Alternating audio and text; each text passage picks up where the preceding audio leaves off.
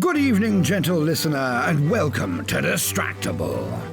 This episode, Boneable Bob tells of Tyler's dessert destruction, then gets the gents to play Brothers Grimm. Masticating Mark gets gratis grub, is mobbed by matrimonial management, and heralds hope. Western Wade gives Giraffe parental guidance, stoically stands for the circle of life, and pays homage to homework. From Trevor Noah to Bob's Wagon Trail. Yes! It's time for Uplifting Children's Stories. Now sit back and prepare to be distracted and enjoy the show. Hello and welcome back to yet another episode of the best podcast that's ever been made, that you've ever heard, that you ever will hear, and that I've ever been a part of. It's Distractible. You thought it was going to be something else, but it's not. It's this one. This is the best one. Is this a podcast by Trevor Noah? Why did I? Trevor Noah. What? Wait, do you not pay attention to things, or? Of course I don't. It's me. Hell, my last episode didn't even have a topic. What do you think? It was the guy who hosted The Daily Show for quite a long time until recently when he retired from that. And now he has a podcast. Have you seen some of the episodes where Jon Stewart is back hosting again? Yeah, they have a really good team right now. Top tier Daily Show stuff. Jon Stewart just has like an it factor about him that like not many hosts of any show do. Yeah, I don't know. It's nuts. Like he's not hosting every night. It's Mondays. Yeah, Mondays. And it's they're great. To be fair, I never saw any of Trevor Noah's. He might have been great too. I never saw him host, but I have seen a lot of the Jon Stewart ones because for some reason the YouTube algorithm's like, "Did you see Jon Stewart?" And I'm like, "Oh God, please, I'll watch. Leave me alone." Well, okay, so it's funny that you're saying that as a description because that's exactly what we're talking about with the Trevor Noah thing, where it's like, "Have you heard about his podcast?" And where it's like the Jon Stewart thing is just like it's popular, so it gets recommended. Because YouTube's algorithm is just like based on recommendations of what it thinks it is. These are just advertisements going. Anyway. So what about Trevor Noah? He has a podcast and it's getting recommended everywhere? I don't know anything more than it's a podcast and Trevor Noah made it. Oh, why don't we get popularized like that? We should be thrown in people's faces. I think we have and do. We should more. I want to be the Trevor Noah of podcasting. I think we could, yeah, look, I'm the host because I won last time, fair and square, because I was a master of the topic at hand, and I delved deeper and swam more broadly around in the pool that was Wade's incredible topic. The ocean, really. Immeasurably large ocean. The Marianas Trench of a topic that Wade set us up with for last week's episode. He is like the James Cameron of ocean exploration, guiding us to places unseen. And I was the 8-foot-tall blue guy who mastered it. James Cameron's Avatar, right? That's that same guy. Yeah. Oh, okay, good. Nailed it. My competitors, Mark and Wade, will be competing for points. The winner gets the most points, theoretically. It could be the lowest points. Who knows? The points are arbitrary, but they are tracked in the book. My book. It's not a poop book, which feels inadequate now compared to Wade's poop book. Could have had a poop book. I don't have a topic that compares to what Wade put up last week. Really catching some strays here, man. It's not strays. They're aimed directly at you. Feel like I'm really catching some strays that aren't meant to hit me, but they are pelting me. No, but small talk. How's it going? How's it going, dudes? I defer to Mark. Mark's been sitting on small talk for like a month. I can't wait to hear it. Mark's over here crunching up our ears. Yeah, editors will meet me every time I'm crunching, so.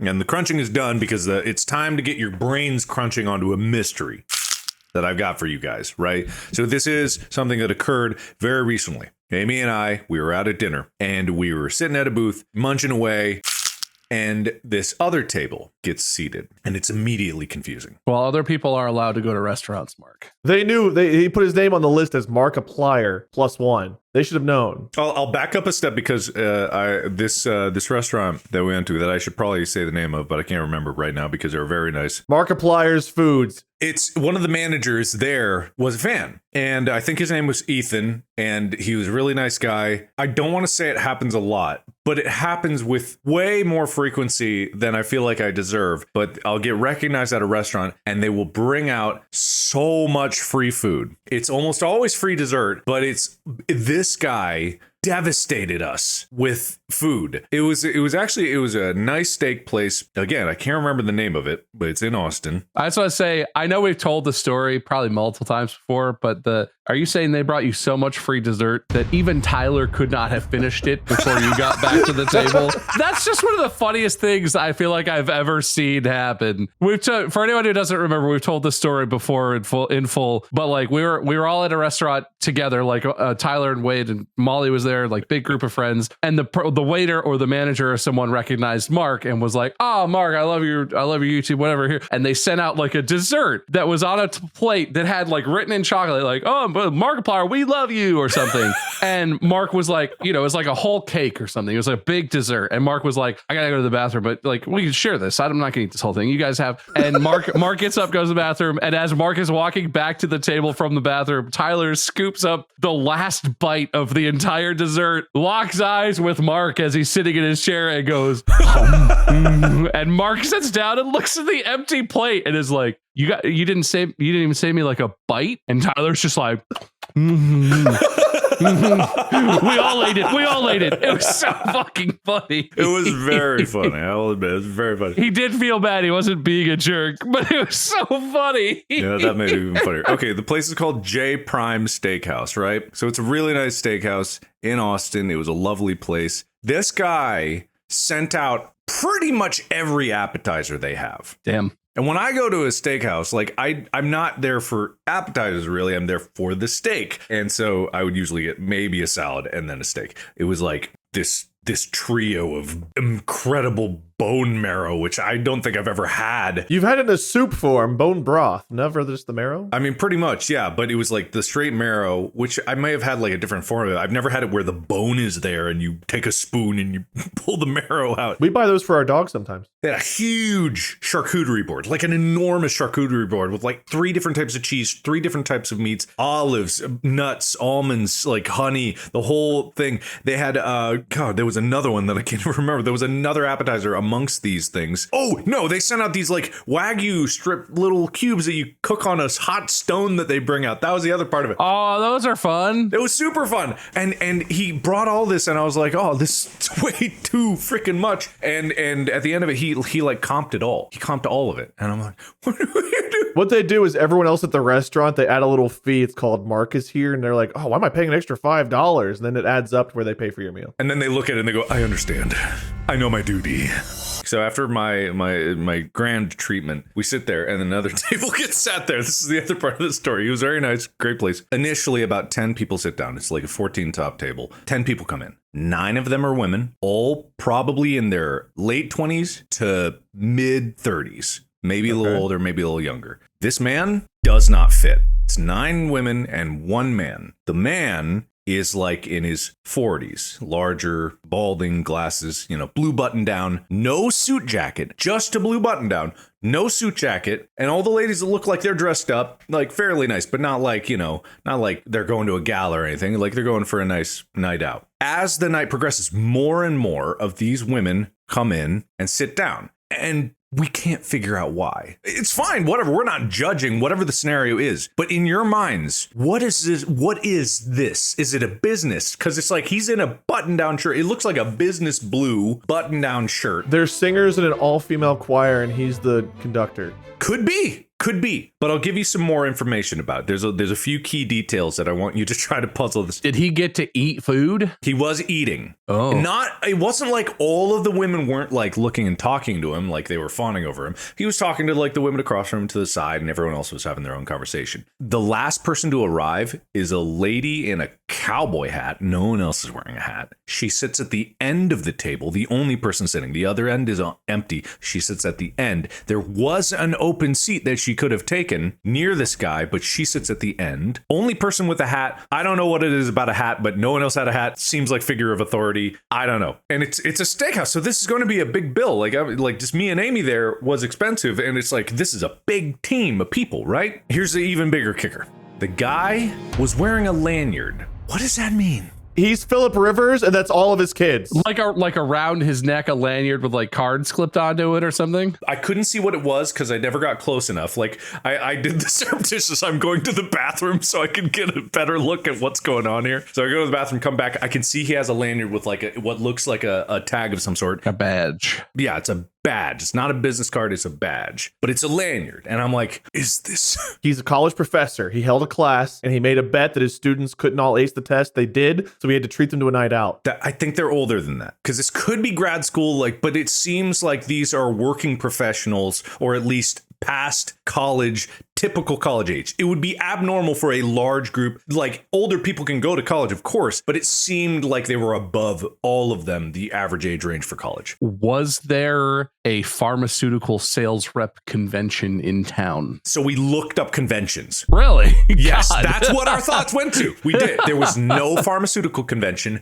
There was no other convention. There was nothing except for a convention that I'm going to hold off on saying what it was. I want you to... Accountants. No. Okay. Okay, there's a wedding, and the groom only had one groomsman, but the bride couldn't decide on her bridesmaids, so she just picked every female friend she had, and they went out to dinner together, and it was just really awkwardly lined up because there were like 10 of them and one of him. You know, you're very close. If that person wanted to get help planning that, they would have gone to this convention. It was a wedding planners convention? Wedding planners convention. And then everything fell into place. It was like, oh, like it made perfect sense, because these are predominantly women that are of the age that would be in kind of a business that seemed like that would be totally understandable. It's definitely more women than men are in the wedding planning business, but not all. And so this guy did seem like he either ran a booth or was part of a company that was part of wedding planning. He's giving off big vendor vibes with his blue button down. He's a wedding planner, is a man or a woman, is a person who dresses pretty stylishly to me. Yeah. Like they are fashionable. They know what is and is not like currently. And they would not wear button down pleated khakis lanyard around the neck. I'm sure that was like the convention badge, right? I'm sure none of the women who were dressed nicely had a lanyard around the neck. I'm sure it was in their purse. It was strapped on their... Yeah, no one else had a lanyard. They had that somewhere where their look wasn't spoiled by a lanyard hanging around their neck like that. So that dude definitely like runs a catering company or is like a table rental vendor or something like something like that. My other guess was that he was playing Daddy Warbucks or whatever his name is in like the new production of Annie, and they were all competing to be the orphans he adopted. I think you're thinking really like way too young for what Mark described pretty explicitly. Well, in the play, yeah, you're right. It's a bunch of adults with an adult wedding. Daddy Warbucks is like, yeah, who wants to get adopted, huh? You all need a daddy. Oh.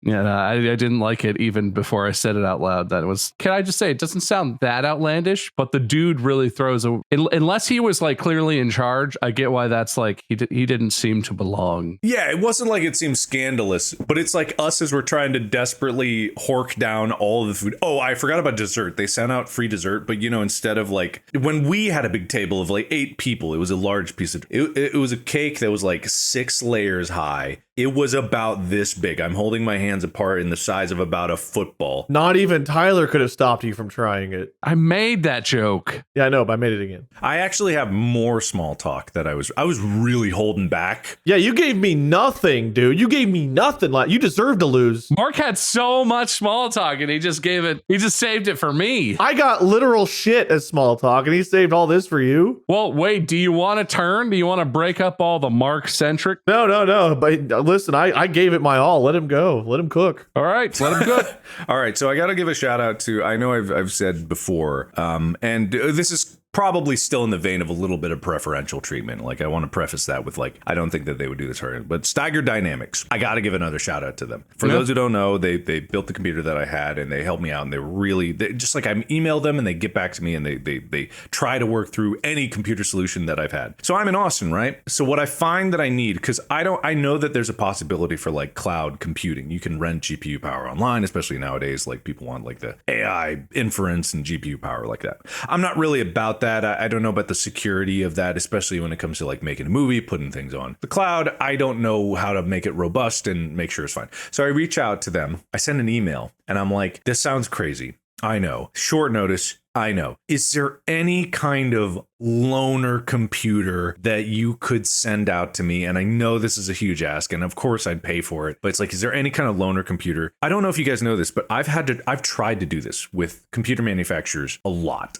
I've tried to have someone that's like a partner that can work with. I go around the country a lot, and I find like it's very difficult to bring a computer because it's easy to get damaged. So it's like, and you need more than a laptop for a lot of stuff. Yeah. Exactly. And if I do get a laptop, like that's why I do like the MacBooks, is because for editing specifically, the new Apple chips are very good for that specifically. But when it comes to graphical rendering of CG scenes, you need those GPUs, you need the horsepower, and that these Apple chips can't provide right now. So I reached out to them and I'm like, is there anything? And they're like, well, we've been thinking about like a loaner program, but we haven't gotten very far, but maybe we could like throw together one of our test machines and send them out there, and we could work out like a fair weekly rental rate. And I'm like, I almost started crying because I couldn't believe every other time that I've had to do this. Like, I've had brand deals with computer manufacturers where I've asked for these kinds of things, and they're like, oh, well, man, we don't have an advertising contract with you. And I'm like, it's not about advertising. It's like, I actually need computing equipment. I need computers. I work with computers on the regular basis, and as I progress in what I do, I need more and more powerful computers. That doesn't exist. We can't negotiate that with you. It doesn't currently exist as a thing we do. We couldn't possibly find a way to say, sure. The answer's no.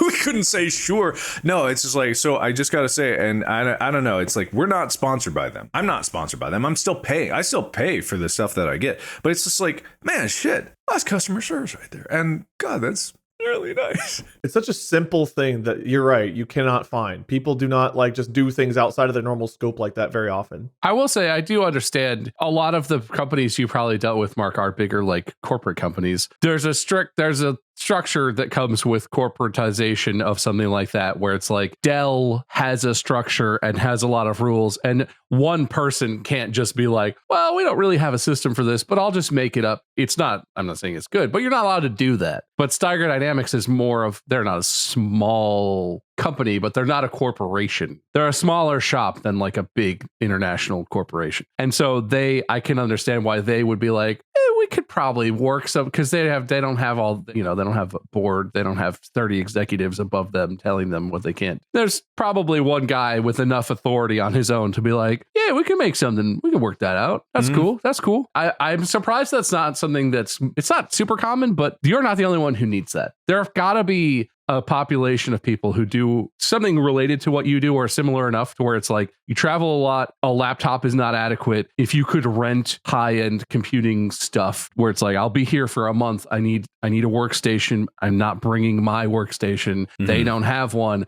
Yeah. But it would be I would pay, I'd rent a computer if I could. I'm surprised that doesn't exist in a way that's more. It is even rare for me to need to do like high fidelity CG work. It just so happens that some of the things in the movie that I'm making, you can do by yourself. The Blender nowadays is good enough that you can render movie quality graphics in there. The tools to make really high fidelity stuff is more accessible than ever. It's just a hardware limitation. Yeah, it's like the gaps are getting smaller in between those things. But yeah, it's just like, yeah, sometimes that is necessary. Even big companies, production companies probably need that stuff. The big production stuff, I guess you bring your footage to whatever post house or effects house or whatever, but like as stuff media is getting increasingly run and gun, even big productions kind of have a lot of more of that like run and gun style to them, where it's like this is not in a studio in LA where everything is. You're doing this wherever you can, you're doing it cheaper, which is not always good for the people who are doing the work, but like it seems like that would be a thing, but I guess it's not.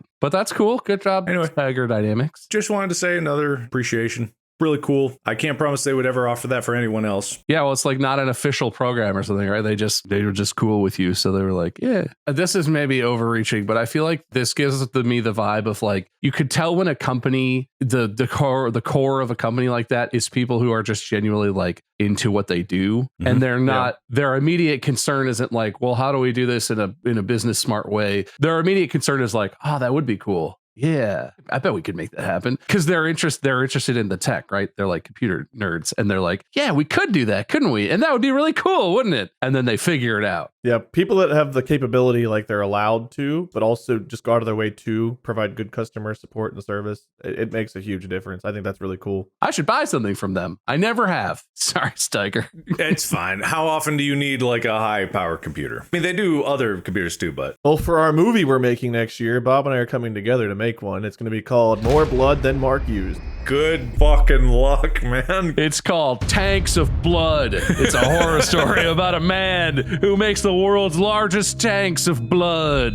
It's very scary. It sounds less scary than it is. We're very early in the storyboarding.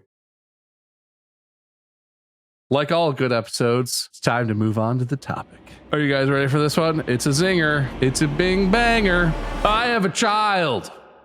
We don't, so we lose? Yeah, that's it. If you have a child, you get points. No child, no points. No, I have a young one, and he, you know what's tough? He gets bored with things quickly. He moves on. He needs a lot of stimulation. He needs a lot of intellectual stimulation, and he needs to learn valuable lessons about life and the universe and everything. And I don't want to have to go out and get more books because I'm lazy. So I want you to make some books for me to read to James. This, before we get started, this reminds me, there's an SNL skit that always makes me laugh. I don't know if you guys have seen it, but it's Bill Hader dressed up as the Cat in the Hat. These kids, like, it's obviously two adults on SNL are playing kids, and they're like, we're bored. They, like, make a rhymey wish, and then Bill Hader walks in, and he's like, oh, boys and girls, I'm the Cat in the Hat. And then, like, the mom is looking all nervous. She's like, Cat, what are you doing here? And he, like, looks over, and he's like, Linda.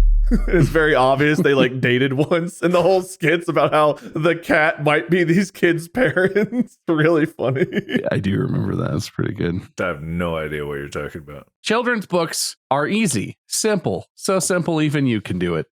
Usually they have a fun, whimsical cast of characters. Maybe it's animals, maybe it's fruits and vegetables, who knows? So we're going to start by picking what kind of characters you're going to be working with. Also, children's books frequently have like an important life lesson, a moral to the story. So I'd like you also, we're going to work through this together. I'd like you also then to move on and pick what lesson you're going to be teaching James through your book. Oh, okay. And then we can, this last part is sort of free form. I want to sort of like brainstorm, give you guys a chance to work it out. Because what I would like the culmination to be is for you to perform the book. Because I also don't like reading, so I don't want to have to read it to my son. So but we have to come up with more than just like a title and a subject. We have to write the fucking book too. I mean, you could improvise it, or you could use AI. You could come up with your things. No, I won't use AI. What are you? You can do what you will. I'm just saying, children's books, so easily entertain these children. And so I think that you guys could help me out here and give me some interesting new reading material that I don't have to read because you're going to read it for me. And I'll just play that for James and then it'll be bedtime and I'm sure he won't have any nightmares or anything. Excuse me while I don't type anything into AI at the moment. Let the brains cook. I do want to start with, I would like you guys to pick what sort of characters and setting this is going to be in. Is it animals on a farm? Is it animals that live in a city? Is it fruits and vegetables at the grocery store? Are they in school? What's going on? What do you got for me? All right. I gotcha. Yeah. So the first and most important thing a kid needs is to understand social hierarchies, right? Like we need a character that is alpha. We need a character that's beta, omega, sigma, and whatever else the other ones are. Because it's important to get it started early. Just like a Harry Potter house, you got to be sorted into your Greek category. Kids need to know who's better than them and who they're better than very clearly. You want to make sure everything's categorized. No, that's good. That's healthy. In your cast of characters, Mark, who would you say is the protagonist? Is the Sigma the protagonist, or that doesn't feel very Sigma? I guess I don't know who's. No, yeah. Because the Sigma doesn't have that kind of pick me energy. The Sigma doesn't need to be the protagonist. They're too confident. Maybe it's a thing where it's like kind of copy green eggs and ham. You're trying to get the Sigma to try to be something. Yeah, but it's like, I will not be alpha. No, ma'am, I will not be alpha in sand. I won't be alpha here or there. I'm Sigma, and I say it rare. I love that word. That's a good vocabulary word to teach the kids. Rare. That's what I'm all about here.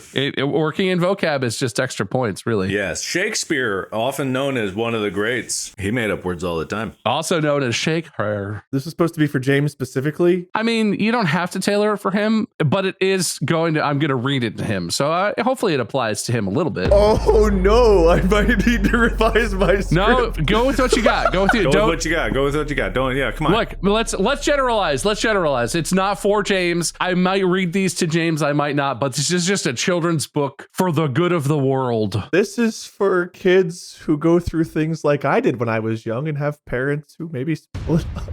Okay. So hope this doesn't happen to you, Bob. I wrote it. I wrote the whole thing out, though. You want to hear it before I give you the title? You wrote the entire book? I just wrote it real quick. It's a short book, but I wrote it. Well, that's not what we're doing. I wrote it for you. He wrote it. Let's just see what he's got. We can chuck it out. We can chuck it out. All right. Wade wrote the entire book. Go for it. Daddies come, daddies go. So dads should be quick to get to know. No need to be down or to get sappy. So find a new dad who makes you real happy. Don't you love mom with a smile on her face? Don't you want parents to go every place? Don't be sad that dad is now gone. Meet your new dad who's out on the lawn. So there's no need to get down and feel saddy. Walk out with mom and meet your new daddy. Okay. It's called Don't Get Saddy, Meet New Daddy. Okay. So what are the characters? They're not animals or anything whimsical. They're not talking postcards. They're giraffes. Oh, they're giraffes. Okay. That's pretty whimsical. They're giraffes who are dressed like people and live in like people house, but they have big giraffe-shaped doors. Giraffes that live in the suburbs, but the houses are real tall. Yeah, and it starts off with a picture of like the giraffe kid looking sad as like giraffe dad's just like walking out with his briefcase. And then it gets a lot more lighthearted after that. Oh, okay. Okay. Interesting. You know what? I respect it. I'm trying to describe the point that you just earned. Look, sometimes you need a niche book for niche circumstances that not every kid goes through. I don't know if that's that niche in today's world. That certainly is a thing that kids have to deal with. I don't know if James is going to need that book. Let's hope not. Kind of felt awkward about that part after you said it. You're really manifesting a lot of stuff into my life right now that I... Well, you know, these things are preparing. It's preparing. It's good. It's good to have this in case I ever go to get the milk and then decide I change my mind about what I'm doing with my life. Yeah, man. Second idea is a little bit more applicable and fun. Well, okay, you just read a whole. Let's give Mark a chance to rebut here. You got to go first. I think I should go first now. I got it. Okay, all right. You could throw this one away. I don't care. In a land where the tall mountains touch the sky lived Alpha Alpaca, noble and high. Not far in the forest under a mighty oak, Sigma Squirrel plotted with the woodland folk. Alpha led with might, Sigma with mind. Both sought to leave their mark on their kind. Alpha's voice boomed across the land while Sigma's plans were quietly grand. Alpha learned from Sigma the value of thought. Sigma saw in Alpha the battles he fought. Together they found, much to their surprise, their differences were their most valuable prize. You didn't write that, did you? That was an online written thing. What do you mean? Well, online written thing. No, it's not that thing he said. He said it was a thing. It's not that thing. I'm going to believe you. Did you write that yourself? All I'm saying is it wasn't an online written thing. I didn't find it online. Did you? Yes or no? Did you write that? All I'm saying is I'm not answering that question. It's a yes or no question, which you don't have to answer, apparently. Wade, this is what we're doing now. What do you have? So you know the book Everybody Poops? Yes, great book. Good read. All right, I've got the Life Hits You Hard one called Everybody Dies, where it goes through losing everyone in your life and how you go. Okay. All right. This is why I'm not a parent. But you know, they're all like animal folk of different types. There's squirrels and dogs. Oh, okay. It's animals. Good. Cute. Whimsical. And the lesson is life sucks, deal. Are Are you not reading the? I didn't write that one out. I thought I didn't know I was supposed to read the whole one out, so I was just like, I'll give you a synopsis. Well, you just went right for that the first time. I thought you were. That's fine. That's okay. That's okay. I was inspired the first time, and I really feel like I went the wrong way with it, so I thought I would tone it down a notch. Okay. Man, all of my ideas are all of a sudden a lot less fun than I think normal children books are. Mark, what do you have? Hit me with a winner. I've got it. Okay. You know the book, I Want My Hat Back. Sure. Yes. I've got a new one. It's not based on that at all, so it's not copyright infringement. I Want My Son Back. Okay. Okay. So it's like, there's a bear. Call him Bob the Bear, going through the woods, and he's like, I want my son back. I want my son back. And then there's that panel where it's like, where's my son? It's over there, over there. And then the panel where the Bob the Bear is sitting and it's all red and it's like, I have seen my son. And then it's like the son's over there with a new daddy and murder.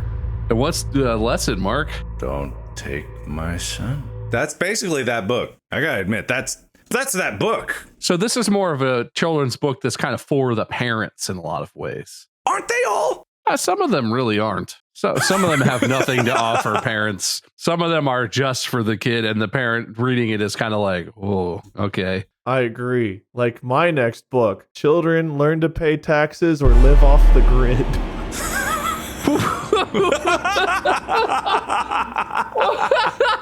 Where you teach the valuable lesson we never learned is how to deal with your taxes. And if you don't want to pay them, don't let the government find you.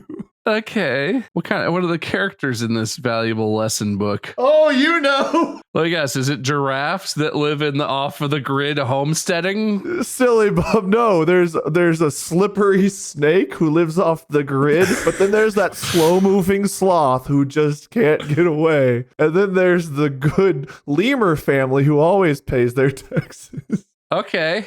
Any more questions? All right, I got it. Mark, save us. I think that was a terrible idea. I've got it here. This is going to teach kids a life lesson that they need to understand. Bob the Bonobo had a curious quirk.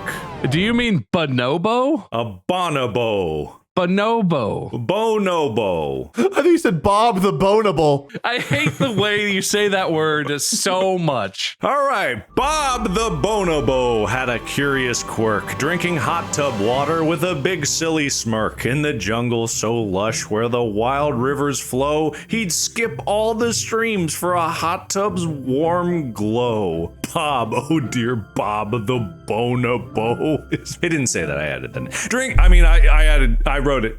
Uh-huh. I wanted that there. Drinking that water, you must do no more. But Bob, with a laugh, would jump right back in, sipping and gulping with a mischievous grin. Then there's some lesson about, one day to Bob came a wise old toucan. Drinking like this was never the plan. Nature's own water is clean and it's free. Try it, dear Bob, and then you will see. From that day on, Bob changed his ways. No more hot tubs in his jungle maze. He drank from the river, he drank from the rain, and never once did he sip hot tub water again. You did that thing where people try and rhyme again with words that sound like rain, and I dislike that very much. Interesting. I think it teaches kids that you just need to go out and drink the river water. That's the best, which we all know is true, living off the land, right? It's what Wade was getting at, but not in the right way. Showcases that man-made hot tub water is full of lead, probably. I don't know if it's man-made water. That one felt catching a lot of strays over here.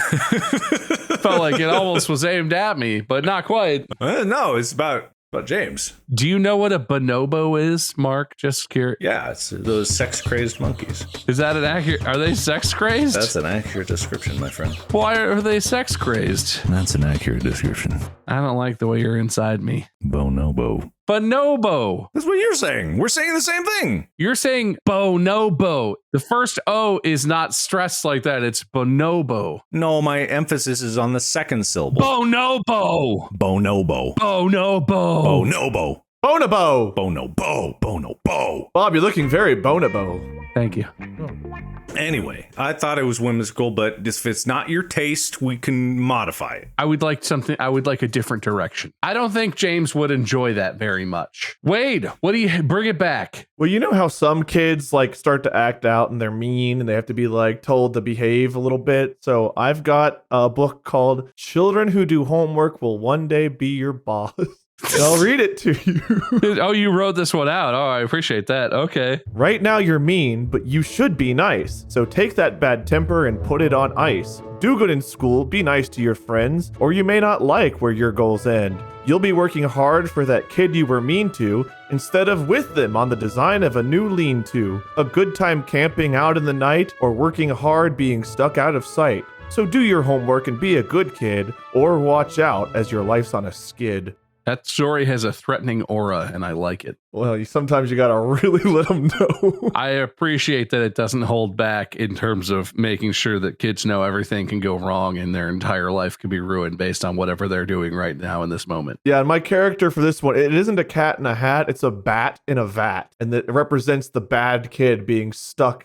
in the vat, unable to escape because they were naughty. Is it just an empty vat? Is it a vat full? The bat's in there. Yeah, but there's no like liquid or anything else. No, it's alone in this vat that it can't get out of. It's very sad. Okay. I feel like I'm nailing this. I mean, there's a decent lesson in there for James. Do you guys have anything positive for my son to hold on to? Do we have anything? I do love a good threat to a child to make sure they understand the dire consequences of their actions. But what about like tales of friendship or like learning how to persevere through when things get tough? Or I don't know, you guys got any positive ideas? I wrote another quick one called Good Morning Sun. It's kind of like Good Night Moon. Oh, that sounds pretty positive. Okay, hold on. What? Okay, never mind. I guess I didn't. Wait, hold on. Stop him.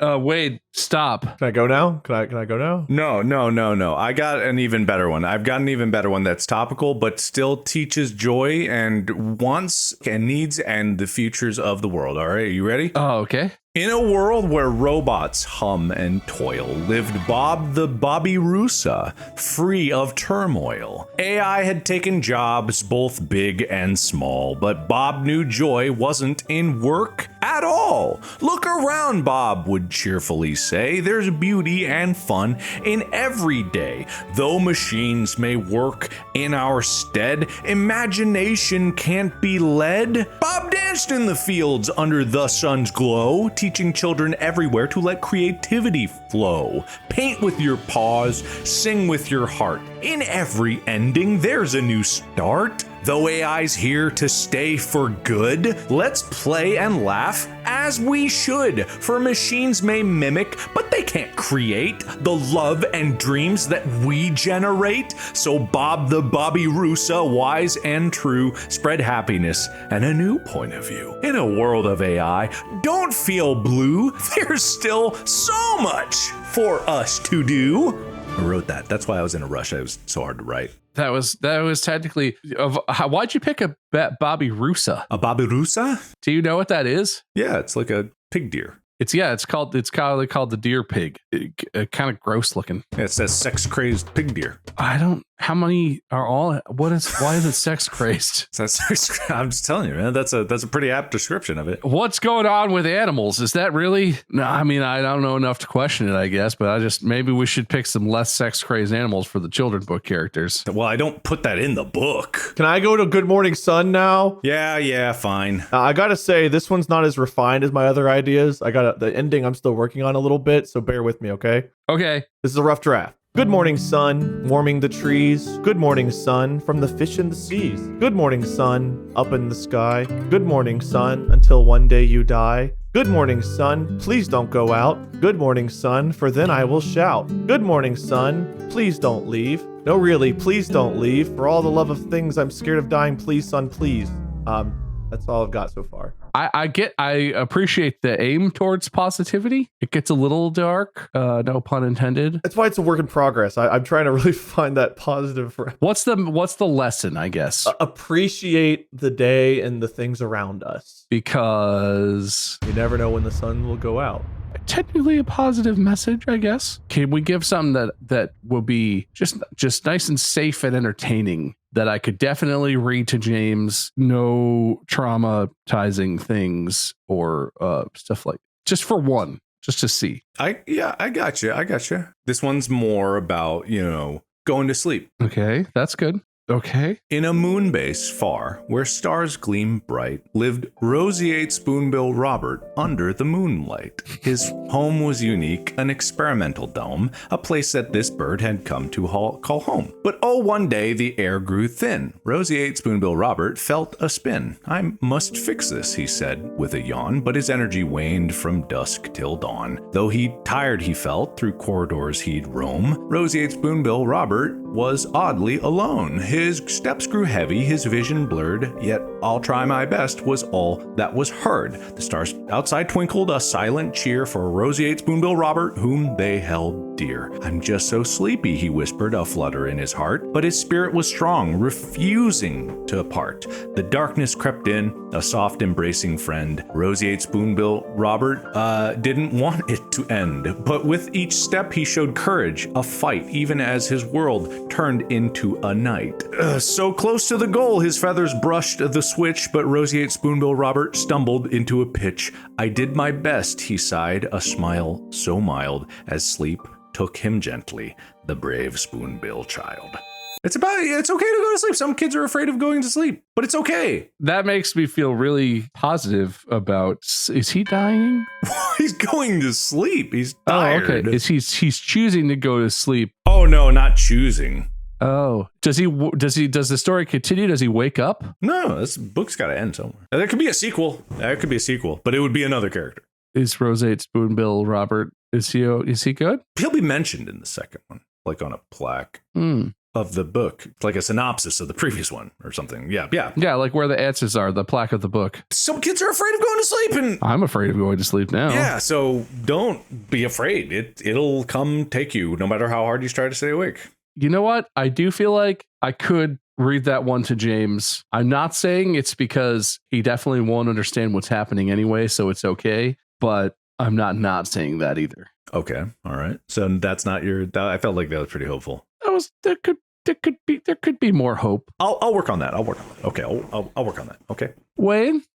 Be happy, child, for I need some points. Be happy, child, enjoy your young joints. So run around, child, enjoy life around. Smile, my child, I need not expound. There's plenty of life and love all about. Life can be grand, both inside and out. So be happy, child, and sleep cozy and warm. From the time in your crib through the time in your dorm. Then life will get hard and we'll revisit this chat. But be happy now and don't fret about that. You know what? That one, I got to say, overwhelmingly, compared to everything else we've talked about so far, ominously cheery. Thank you. I tried really hard. I didn't think ominously cheery was a combination that was really achievable, but that was definitely ominously cheery. So what was that bit at the end about how it's gonna get worse, or you're gonna have to revisit the comment? Oh, just after college, whenever your student loans come due and like you got to pay taxes, worry about your career, then it's like, did I pick the right career?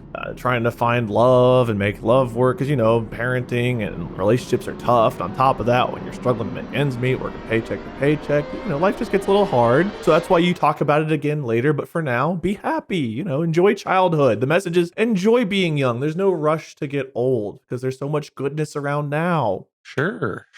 You know what? I like that. I'm coming around on it. It was a little unsettling the first time I thought about it, but the more I think about it, the more I feel like it's true. And there's nothing wrong with a true story. Thank you.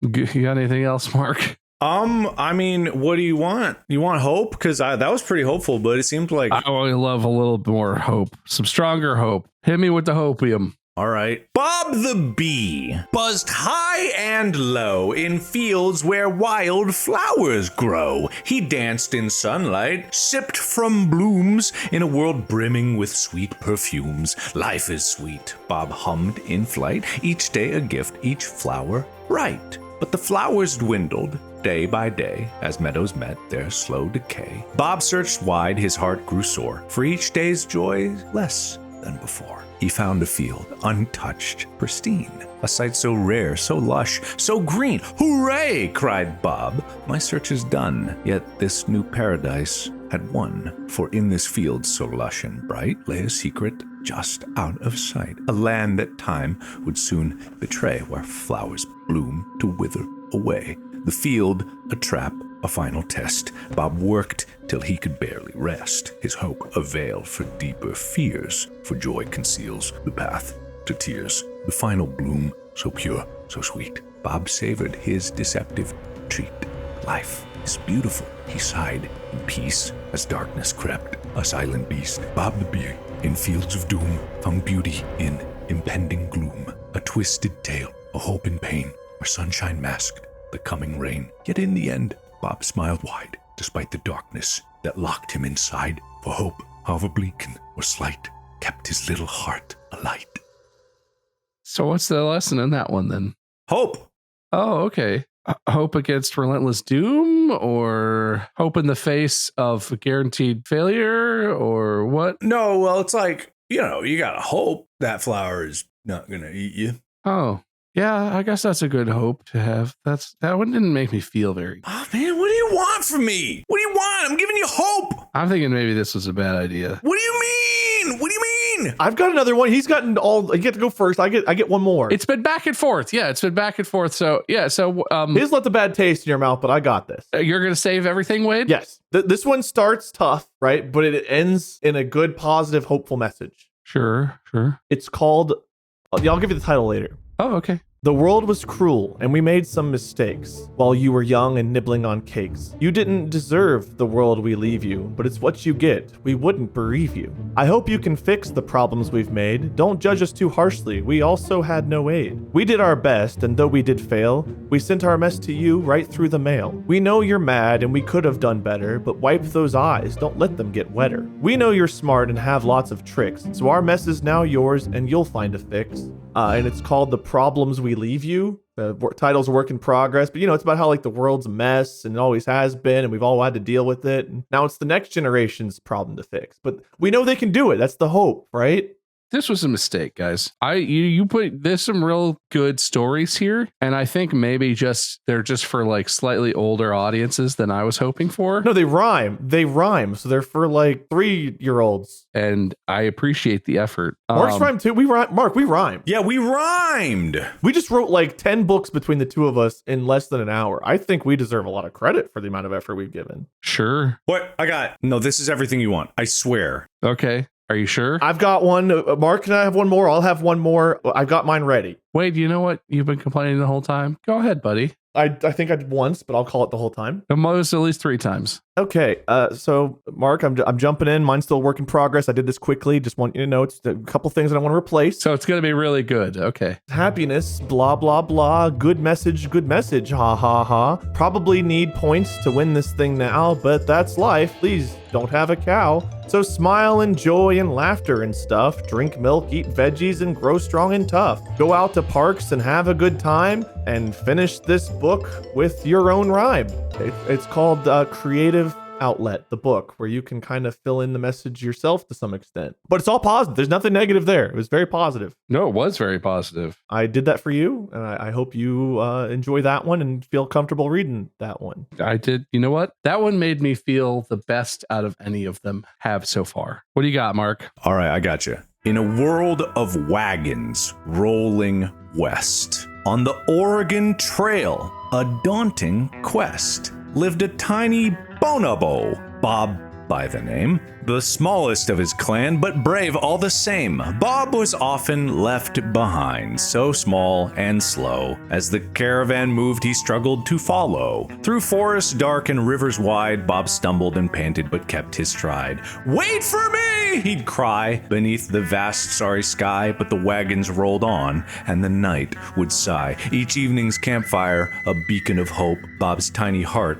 would struggle and cope. One night, the darkness was deeper than before. Bob lost his way, couldn't find the shore. Wolves howled, and the cold wind blew. Bob shivered and wondered what to do. The night was a blanket, thick and unkind. Bob feared he'd be forever left behind. With every step, he felt more alone in the vast wild darkness so far from home. But Bob never stopped. He pushed through the fear, remembering the campfire, hoping it was near. His tiny legs ached, but he couldn't give up for the hope of warmth and a friendly pup. The dawn was breaking. cold and blue when Bob stumbled into view. The kids cheered, "Bob, you made it through, for love and warmth like morning dew. Bob the bonobo, small but fierce, taught them all love's power to pierce. Through the darkest night and fears untold, bravery and heart turned lead to gold. So remember, little ones, when the night seems long, let Bob's courage make you strong. No matter how dark, no matter the plight, morning always follows the longest night." I wish I had assistants writing my shit. Damn. I wrote that all myself. And it's based off of the true story of the Oregon Trail, where kids would often be left behind because they were too slow to keep up with wagons, and the parents just hoped that they would arrive there later in the night. And they did sometimes. They sometimes made it.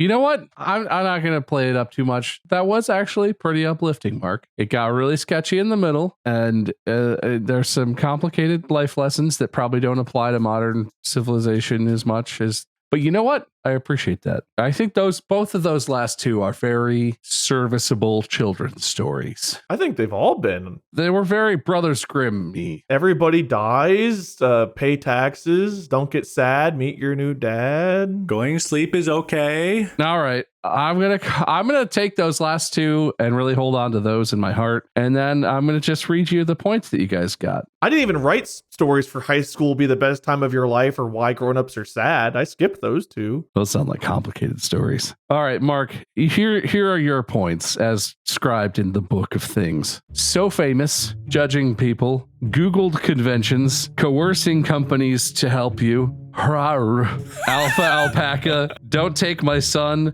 bonobo, sex crazed pigs, roseate spoonbill in space, not the bees, and more bonobo. Giving you a total of 12 points, Mark. Wade, you got doing nothing, Mark withholding love, still nothing, wrote entire book, Saddy Daddy, Everybody Dies, lemur taxes, bonable, threats to children, technically positive, ominously cheery, next gen problems, and creative outlet. Ha ha ha ha ha ha ha. I sort of wrote that one over top of a lot of the other stuff I had written. Anyway, it was a close fight, but Wade, those earned you a total of 13 points. That's more than 12. It is more than 12. Wait, does having more points mean I win? I didn't say that it doesn't. Do you want it to mean that you lose? No, I'm glad to win. Just at the start of this episode, you implied that like having more points doesn't always. You seem concerned. Do you want to give any of your points to Mark? Because you seem really bothered by that amount of points that you have.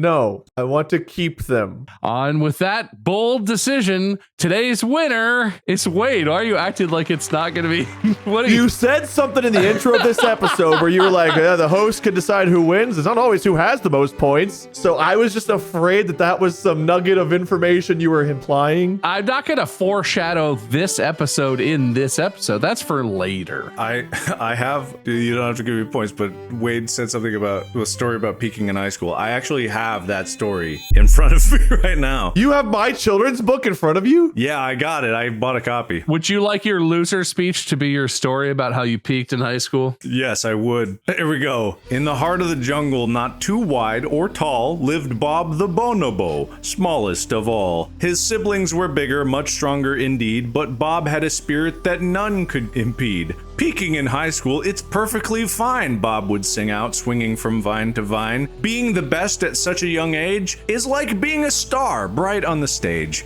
His friends would all worry, but Bob, what about later? He'd laugh and he'd tell them, I'm a now, not a later. High school's my jungle where I shine and roar, and if that's my peak, I couldn't ask for more. Bob danced through his days, his confidence unshaken, his joy in the present never forsaking. Peaking early, he'd say, is a treasure, not a plight, for living in the moment makes every moment so bright. So Bob the bonobo taught all who'd listen that shining right now makes the whole world glisten.